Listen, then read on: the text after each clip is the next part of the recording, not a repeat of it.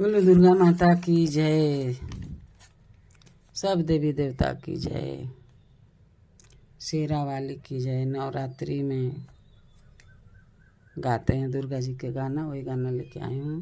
सुनिए, बहुत अच्छा गाना है।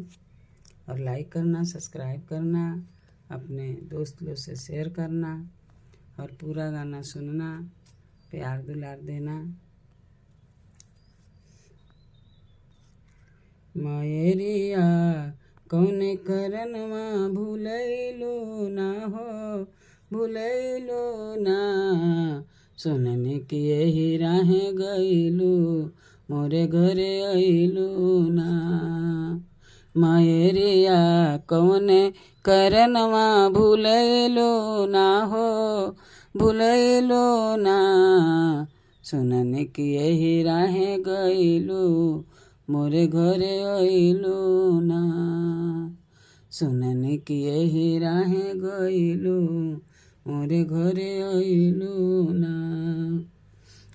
सूरज देव से पहले अखिया हम खोली ले मैया, सूरज देव से पहले अखिया हम खोली ले मैया, सुकवा से पहले जय माता जी हम बोली ले ये मैया, सुकवा से पहले जय माता जी हम बोली ले ये मैया,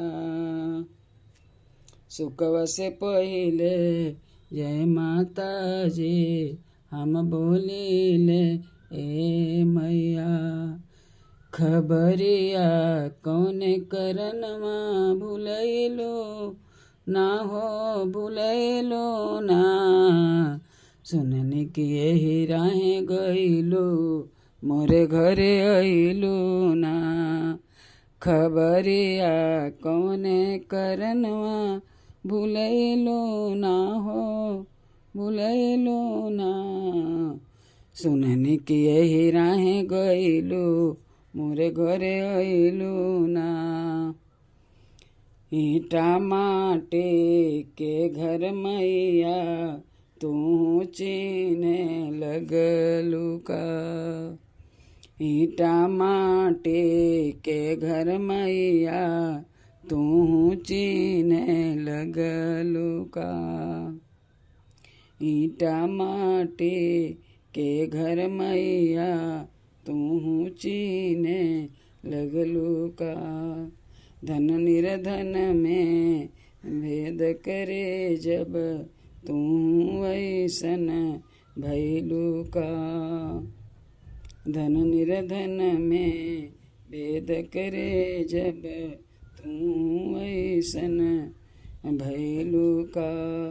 मायरिया कौन करनवा भूलैलू ना हो, भूलैलो ना, सुनने की राहें गइलू, मोरे घरे अइलू ना, सुनने की यही राहें गइलू, मोरे घरे अइलू ना।